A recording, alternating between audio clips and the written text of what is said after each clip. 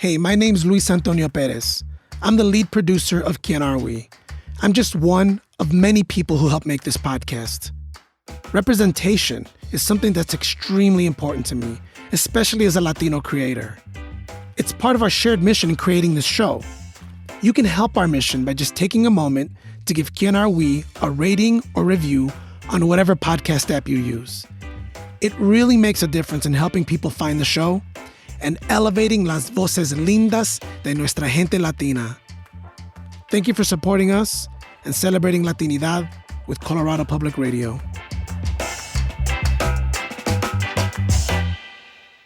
Just a heads up, there is a racial slur in this episode. Growing up on the border in South Texas, sometimes I felt like I was part of two different worlds. Maybe you can relate. Home life fue un mundo mexicano, a world filled with flavors of my parents' home country. Meanwhile, my school life and the rest of the world outside of home was a slightly more American world. We were expected to speak English, know about the big American movie stars, popular American shows, things like that. And on paper, having a foot in both those worlds sounds pretty cool, like having a little bit of everything. But it's not that simple. Denise Soler Cox knows what I mean. One of the things I used to resent as a kid was when people would say, "You have the best of both worlds, Denise. You're the best of both." And I would feel like, but I don't feel like that. Why don't I feel like the best of both? Yeah. It took a long time for Denise to find her community, the people who made her feel like she had the best of both worlds.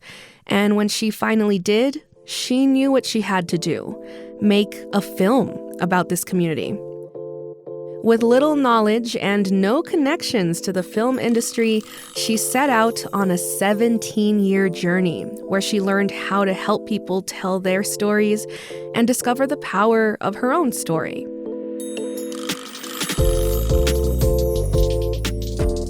From Colorado Public Radio, this is Quién Are We, exploring what it means to be mestice or boricua or Latino or however you identify, and diving into the beautiful things that make us who we are. I'm May Ortega.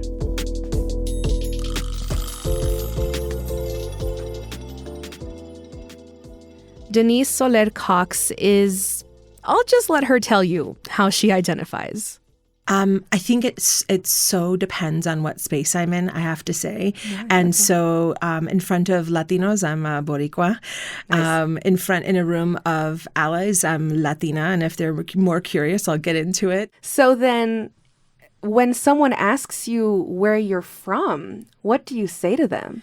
Well, when I was younger, I would not know how to answer the question. And I always feel trepidatious because I didn't know if I felt safe answering the truth, which was I wanted to say Puerto Rico, even though I technically wasn't born there. Okay. And then, as I get older, I feel like I identify as a New Yorker. But yeah, it all depends on the audience. That's kind of a funny thing. Denise was born in 1970, at a time when the Puerto Rican population in New York City was exploding, mostly in Harlem and the Bronx.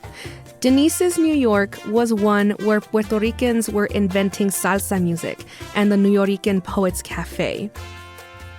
Orgullo Borincano, or Boricua pride, among these first and second generation Caribeños was strong.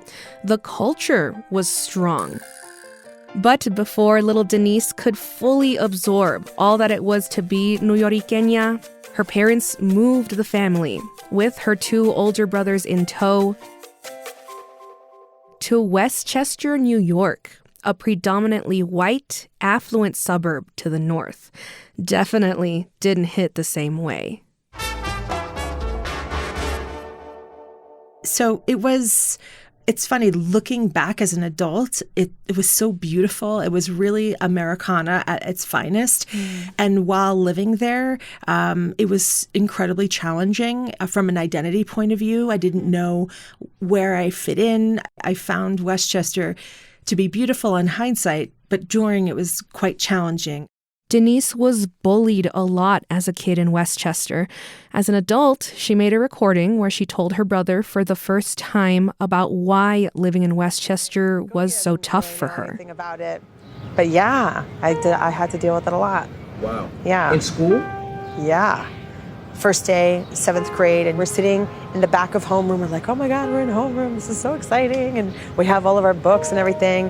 And then this girl walks in the room, and she's got like tons of makeup on, and her hair's like hairsprayed out, and her clothes are tight. And then like behind her was like this posse of girls, and they all look the same. And I'm like, holy shit, these girls look scary. And they all stopped right in front of me, and the girl goes, good morning, Spick.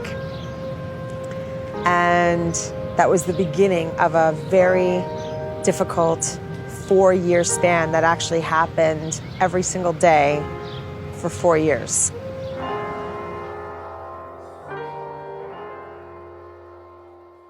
To cope, Denise began to adopt more of the suburban culture that surrounded her. But trying to fit in at school caused other problems.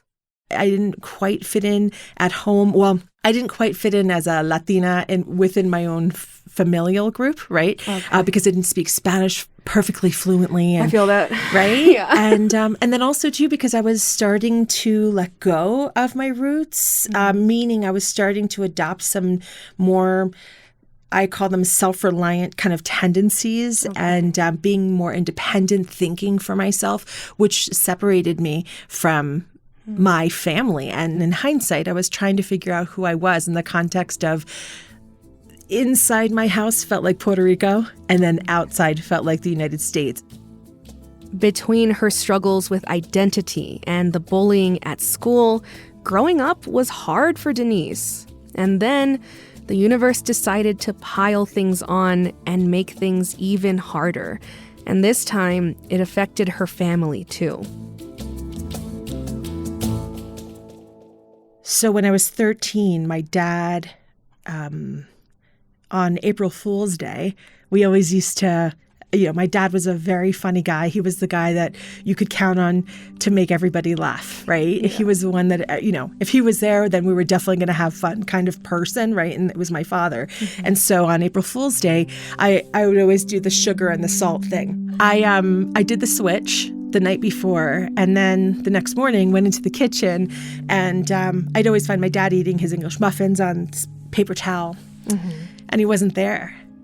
And my mom wasn't there either. And what happened in the subsequent weeks is that he didn't come home. He had stage 4 Hodgkin's disease all over his body, and that diagnosis came in June, mm-hmm, and then he died in the beginning of August. In the blink of an eye, Denise went from having a traditional family unit like most of her peers to suddenly losing her father. It deepened her struggles with identity, yet another tick into the imaginary column of why she could never fit in. And despite her grief, the bullying at school never stopped. Now Denise felt completely alone. In her sadness and loneliness, she decided to turn to her roots, connect to them, but in a different way than she was used to. She had to be more intentional. So, in high school, Denise traveled to Spain, where she soaked up the culture, the language, everything that she could over a month. I stayed with a family, okay, and I was to go to the school every single day to finish learning Spanish. Whoa. And it was one of the most extraordinary experiences of my life, because I experienced myself tuning into the Spanish that was already there, right? I came back dreaming in Spanish and speaking Spanish, and in Spain, people didn't ask me where I was from. In Spain, the name Soler isn't a weird name. It's actually really vanilla and boring, like the most typical names here in the United States, right? There was nothing special or different about me. And I picked up all of the kind of cultural nuances very easily. So I came back just so confident, so in my power, right? Denise was ready to take on life with her newfound confidence. She was processing her grief, embracing who she was. Life was good. Then tragedy struck the family again. And then my brother was killed in a drunk driving accident. He was 18. Oh. And, when things like that happen to a human being, it's very easy to come to the conclusion that, which is the conclusion that I came to, which was I'm an unlucky person. Denise kept this idea to herself, like a secret. It festered as she got older. For years, she yearned to be a different version of herself, someone who's part of something big and hopeful. But she didn't know how to get there. Until one day, over drinks with friends, something in Denise cracked open. More on that after the break.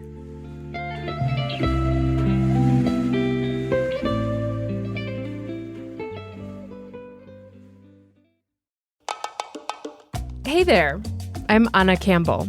And I'm Andrew Villegas. We both work as editors on Quién Are We? We are just two of the many people who help make this show. And we want Quién Are We to be a place to hear stories of Latino joy. It's the kind of show we always wanted to hear in our podcast feeds. So our team here at Colorado Public Radio made that show for you. If you care about these kinds of stories, there's an easy thing you can do to help. Take a moment and tell two friends about the show. That's it. Tell a friend or two. Thanks for listening and for helping to spread the word about Quién Are We? After high school, Denise Soler Cox finally left Westchester, the home of all her childhood tragedy. By her early 20s, she was working as a graphic designer, living in Miami. Things were starting to look up. She'd made many good friends, and one night they were all hanging out, and everything changed. So I was out at a bar with a bunch of friends. And it was really just like any other night. There wasn't anything particularly interesting about the night. It was just like a night of joking and laughter. Love it. And then the night took a little bit of a turn. Meaning, like, we stopped joking and someone said something serious, and someone said something that kind of tapped into ni de aquí ni de allá, right? Without saying that, because I don't even know if that was a saying back then. This is the 90s. And this phrase means that you feel like you're not from one space or another. Usually culturally is what we're referring to. Yes. And someone said something that pointed to the fact that they had experienced the same thing. And I was like a little bit in a state of shock because my experience with this, I could never put into words. It was hardly in my conscious, let alone communicate, right? Yeah. And we began to share stories that only confirmed this. Layers and layers of stories and things I could identify with, and immediately thought, I need to make a movie about this. And with no training in filmmaking, no desire up until that point ever to make a movie, I started writing on napkins. I was like, wait, what did you say? Oh my gosh, yes, I have to include that. And nobody at the table knew I was making a movie. They just knew I was writing the stuff down, right? And so by the end of the night, I had my stack of napkins and I got in my car and I drove down I-95 south to Coconut Grove in Miami where I lived with the 4 windows down, like air swooshing into my car, like, oh my God, I'm a filmmaker. This is amazing. Like, I was so excited for this life that I just designed for myself, right? At this table at a bar with a bunch of friends. Wow. Because I knew deep down that if I could actually pull this off, that I could heal millions of hearts. And rewinding back to my childhood, this is only something I can understand now as an adult. But as a kid, I used to tell myself, I'm going to do something really great with my life one day. And all of this that's happening everything that I can't, like, I could hardly deal with it as a kid, you know, that it would all lead to something amazing. So I was driving in my car. I'm like, see, I knew it. I knew I was meant to do something great. And this is what that is. Wow. And I always have a joke about this that, you know, there's the angel that's like, yeah, woo, yes, we're doing this. And then the devil, like, who the hell do you think you are to do this? You know, all those things. You have no film. You don't know anything about it, making films, right? And that and self-doubt talking to you. oh my gosh, yeah. And then if you're Latino, you have your mother, you know, saying all the things that your mother says. So by the time, it was like a 30-minute drive, but by the time I got home, I had convinced myself I wasn't good enough to do it.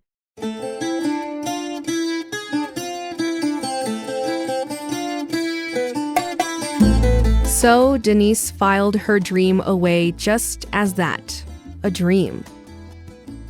And it took 17 years from that point to actually have the guts to make a single phone call. During those 17 years, she got married, started a family, and built a career in marketing. And by that point, she'd accomplished so much, but her biggest ambition had yet to be realized.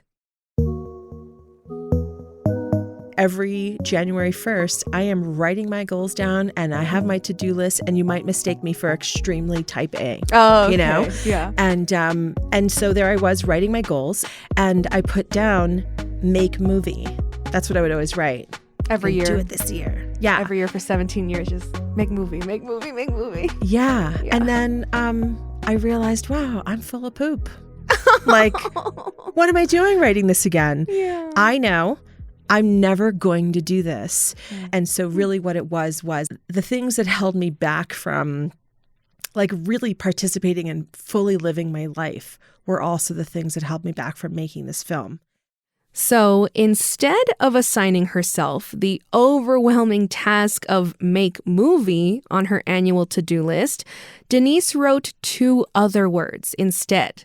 Call Claire.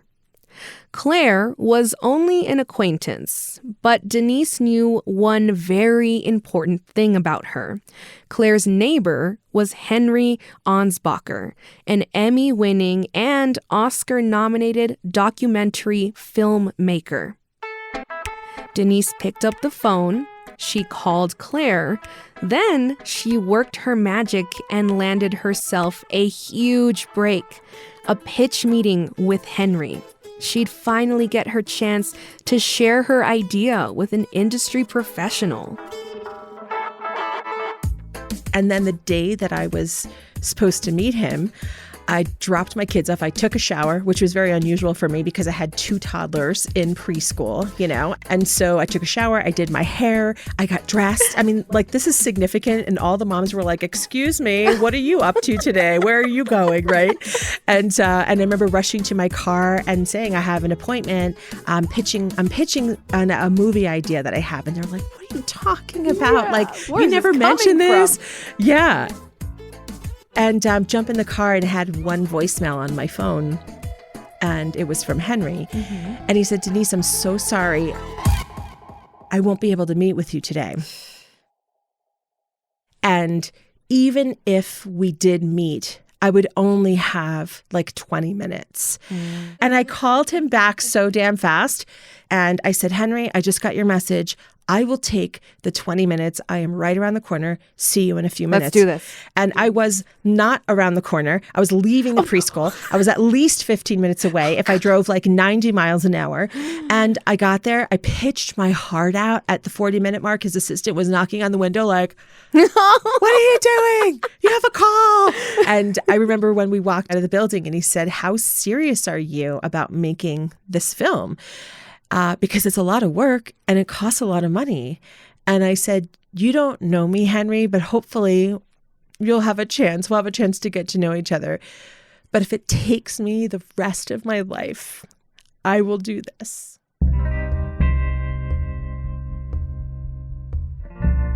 Henry saw something in Denise, But before he committed to her project, he asked her to work on his current film so he could get to know her better.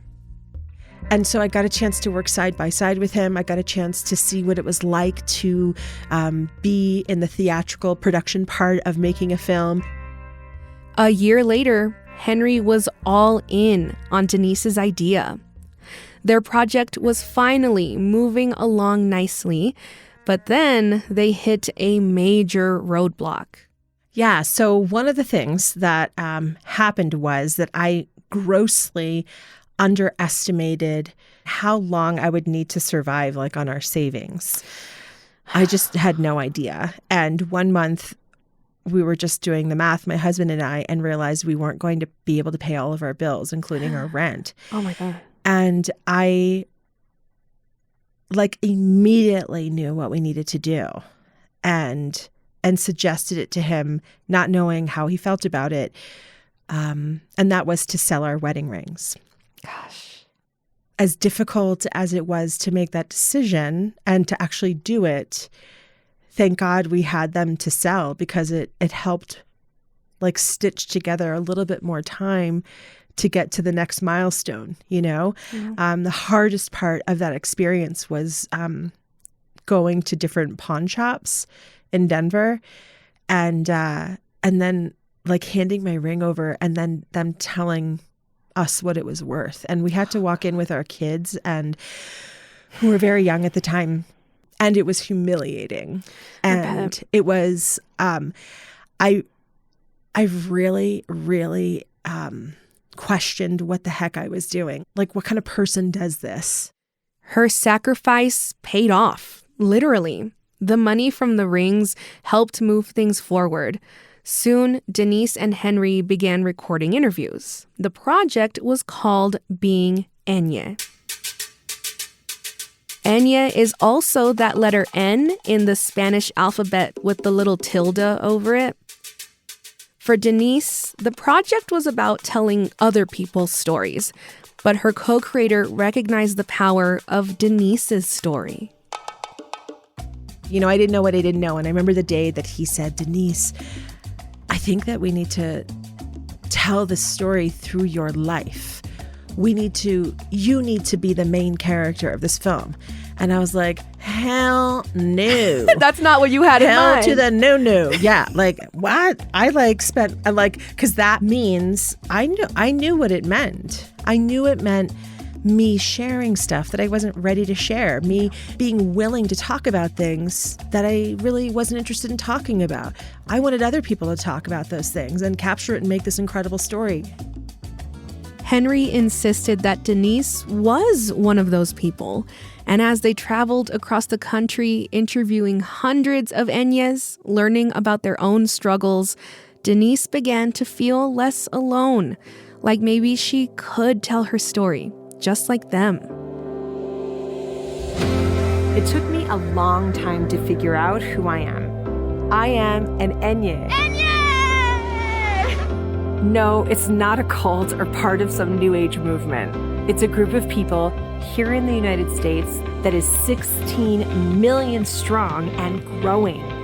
A group of people that found themselves stuck between two worlds because they were born in the United States to parents who were born in Spanish-speaking countries. Sometimes we don't feel Latino enough, and sometimes we don't feel American enough, but we are both. We are Eñyes, sandwiched between two cultures, navigating an uncharted road. This is our story. Yeah. And it sounds like this has been a very emotional journey for you. Yeah. And in the film, there's a lot of emotional moments. Mm-hmm. And one of them is when actor Luis Guzman, when he's talking about his daughters, he gets real emotional. Does this happen a lot when you're talking to people about these kinds of things, about identity, family, all this stuff? Do people get emotional often? Mujer, every time. Really? I'd be hard-pressed to think of a time where it didn't happen. Wow. And so these things that are hurtful and difficult and challenging, it's like we have a place, and the bottom drawer all the way in the back, I never opened that drawer. And here I am saying, knock, knock, you want to talk about this? How did it feel for you? Show me your drawer. Right? Pull it all out. Put it all out there. And then I would share. And Henry said, you have such a unique interview style, how you share about your experience before they talk. And I see that that's the way in. And that's what I would do, because I know it's hard to talk about these things. And I know if I show you my drawer, that maybe you might show me yours, and if I say this hurt me and this is what I went through, and really replicate what happened at the bar that night, really just share these things and see, like, is it also true for you? And it always is. Yeah. It always is. Denise and Henry completed Being Eñye in 2016 and began screening it across the country. They successfully created a film that unites people in their shared experience of Latinidad, brownness, and the complexities that come with it. How did creating this film change how you feel about yourself and your own identity? It helped me. Making this film gave me the gift of being able to forgive myself for all that I believed was deficient and not good enough. Like, I spent a lifetime in the practice of locking those emotions away. And it just so happens that unlocking that and letting it out is what made it all work. And I found freedom in that. I found a Denise that I loved. Let's start the interview off with saying your full name. My name is Guadalupe Olvera Hart. I am Zaida Rivera. Christopher Reeve Linares. I am Charles Carpenter. Hey, my name is Luis Guzman, member of the universe. My name is Richard Montoya. Edwin Torres. Hi, I'm Nguyen. Eñyes are pretty common around the globe. I'm one. Maybe you're one too. It's a great thing to be, if I do say so myself. Denise Soler Cox is a Boricua filmmaker from New York City, based in Denver. She and her business partner Henry continue to produce films that tell our stories. You can find a link to her documentary film, Being Eñye, on our website and in the show notes. Thank you, Denise, for opening up to me and telling your story of perseverance and belonging. I'm May Ortega. This episode was produced and mixed by Luis Antonio Perez. The episode was edited by Erin Jones and Ana Campbell. Pedro Lumbrano wrote our theme music. You can find a list of everybody who helped make this episode in the show notes. Quién Are We is a production of Colorado Public Radio. And something that I was wondering, did you ever get your wedding rings replaced? I got an email from the jeweler right before I came into the studio telling me that the rings were ready.